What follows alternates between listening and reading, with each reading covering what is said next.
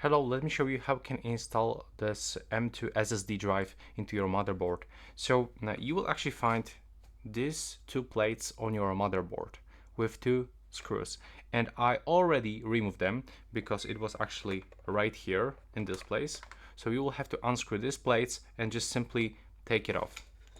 And as you can see, this is the slot, so we have to grab our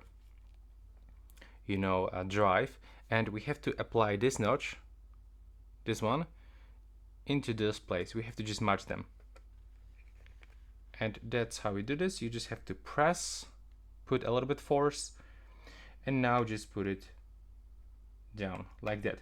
And as you can see in my case, I don't have to actually, maybe I'm gonna zoom in just to show you how it actually looks. Now we can see this just right here. This is the switcher that I'm talking about. If I'm gonna move it like that, I can actually lift my drive. So sometimes you have to put screw right here, but sometimes you've got this plastic switcher that you can just put like that. And that's basically it. That's how it actually looks. Also on your motherboard you can find this second place for your drive. In my case it's located just right here. And the next part is to reinsert this cover right here, but one thing you will need to do is to remove the cover right there. So there's a plastic foil and you just need to peel it out, but make sure to leave this material, whatever it is, as it needs to stay, and just remove that plastic foil. Now we need to align it to the screws. Okay, I think it's good.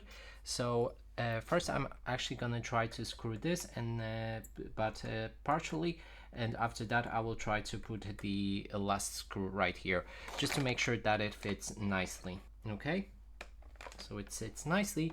Now we can move to the last screw right there, and here we have it. Our NVMe drive is properly installed.